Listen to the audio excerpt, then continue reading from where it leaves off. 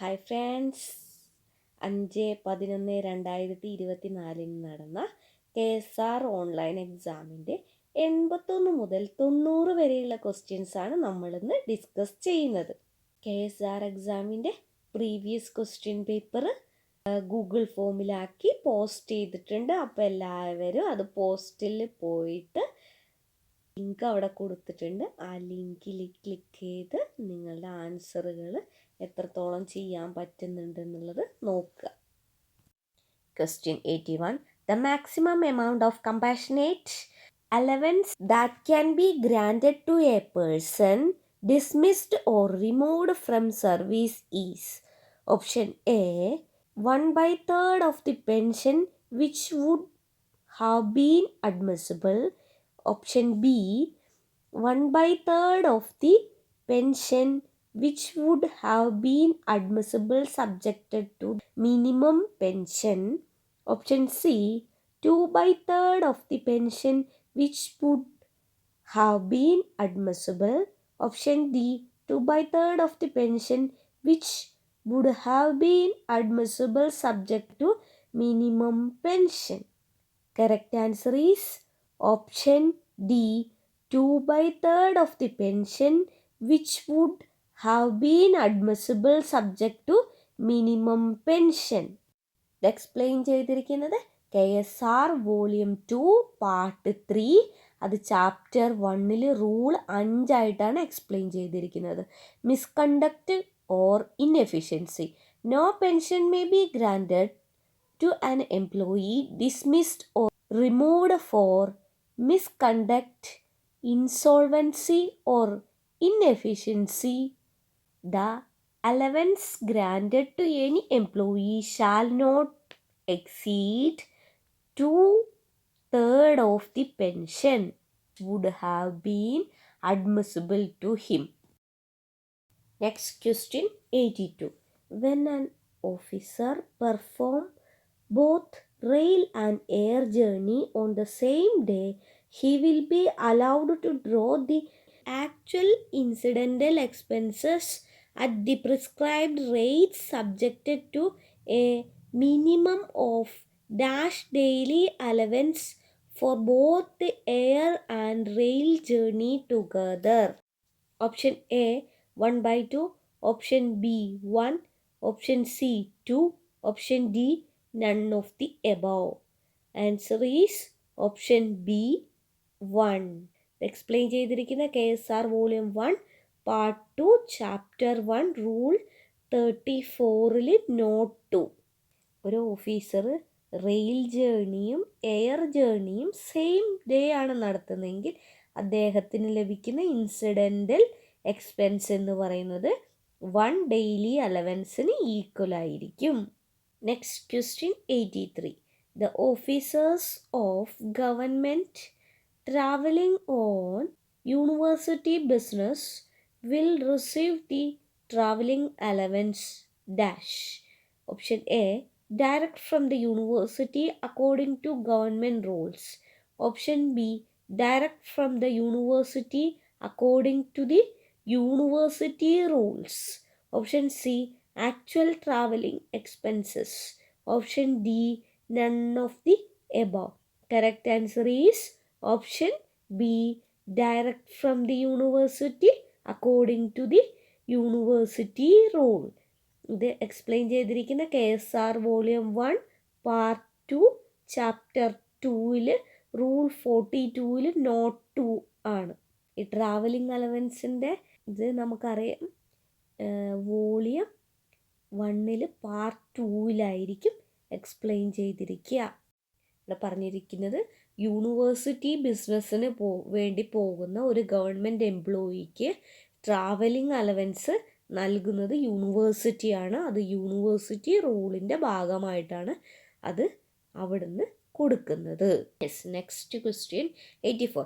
The traveling allowance of officers for journey on temporary transfers and relieving duties of not more than dash month or months duration will be limited to the allowances that would have been admissible if such journeys were journeys on tour. Option A 6, option B 3, option C 2, option D 1.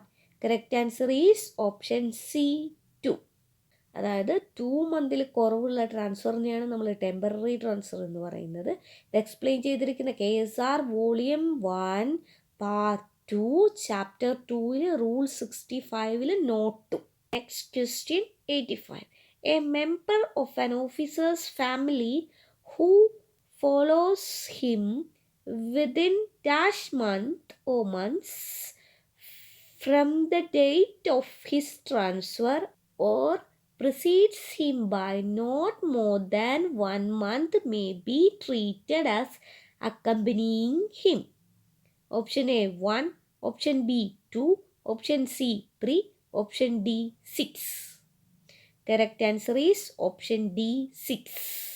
ഇത് explain ചെയ്തിരിക്കുന്നത് KSR volume 1 part 2 chapter 2 rule 67 government decision ബിയിൽ 3 ആയിട്ടാണ് explain ചെയ്തിരിക്കുന്നത്. Transfer ആവുന്ന സമയത്ത് family മെമ്പേഴ്സിന് ഒരു ഉദ്യോഗസ്ഥൻ transfer ആവുകയാണെങ്കിൽ അദ്ദേഹത്തിൻ്റെ ഫാമിലി മെമ്പേഴ്സിന് 6 മാസത്തിൻ്റെ ഉള്ളിൽ ട്രാവൽ ചെയ്തിട്ടുണ്ടെങ്കിൽ അവരെ ആ ഉദ്യോഗസ്ഥനുമായിട്ട് അക്കമ്പനി ചെയ്യുന്ന ഫാമിലി മെമ്പറായിട്ട് കണക്കാക്കുകയും അവർക്ക് travelling allowance ലഭിക്കുന്നതുമാണ്.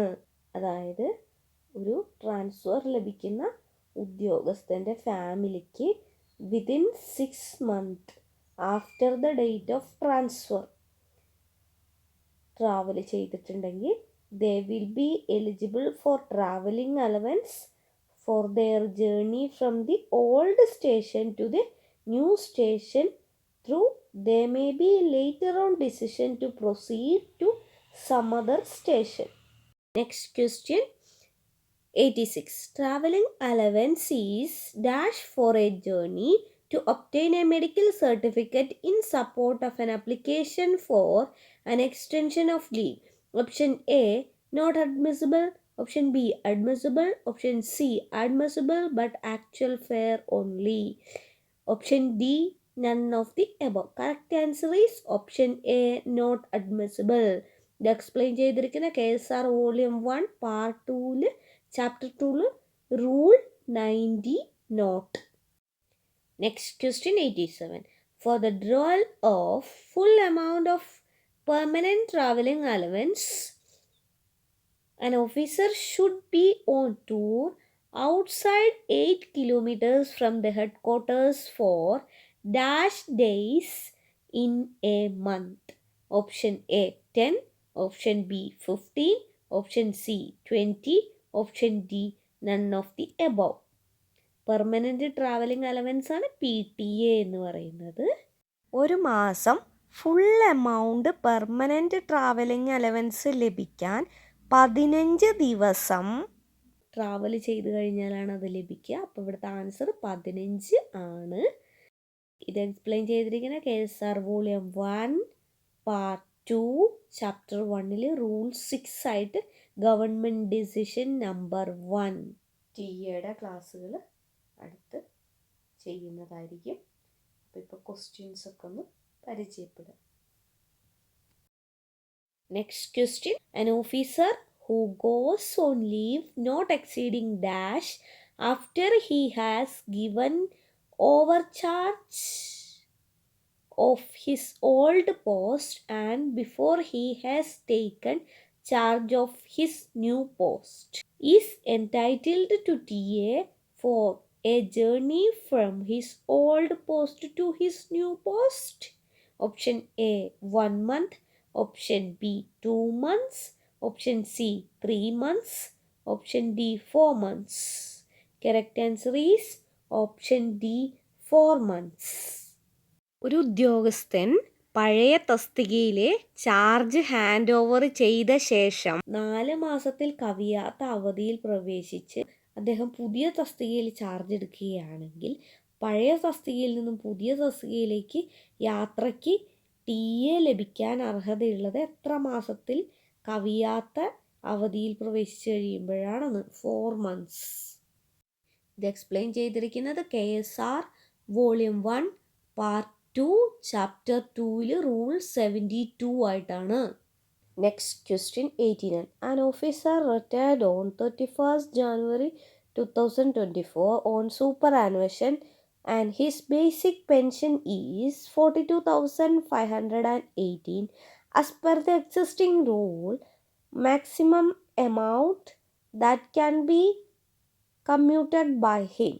Option A 17,007.2. Option B 17,007. Option C 17,008. Option D none of the above. Correct answer is option B 17,007.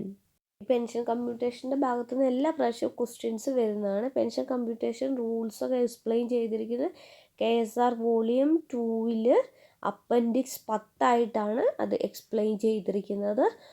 നമുക്കറിയാം 40% പെൻഷനാണ് കമ്മ്യൂട്ട് ചെയ്യാൻ പറ്റുക. അപ്പോൾ ഇവിടെ 42,518 40% എന്ന് പറയുന്നത് 17,007 രൂപ 20 പൈസയാണ്. അപ്പോൾ അത് റൗണ്ട് ചെയ്ത് കഴിയുമ്പോൾ നമുക്ക് കിട്ടുന്ന ആൻസർ എന്ന് പറയുന്നത് 17,007 രൂപ. അതാണ് കമ്മ്യൂട്ട് ചെയ്യാവുന്ന പെൻഷൻ. 12 വർഷത്തെ പെൻഷനാണ് നമുക്ക് കമ്മ്യൂട്ട് ചെയ്യാൻ പറ്റുക. Next question 90. Children below dash years can be counted as member of a family for the purpose of claiming road mileage. Option A 2, Option B 3, Option C 4, Option D 5. Correct answer is Option D 5. ഇത് explain ചെയ്തിരിക്കുന്ന KSR volume 1 part 2 chapter 2 rule 67ൽ government decision. ഇന്ന് നമ്മൾ discuss ചെയ്ത ക്വസ്റ്റ്യൻസിൽ അധികവും travelling അലവൻസുമായി ബന്ധപ്പെട്ട questions ആയിരുന്നു. അതെല്ലാം തന്നെ ഡയറക്റ്റ് ക്വസ്റ്റ്യൻസ് ആണ്.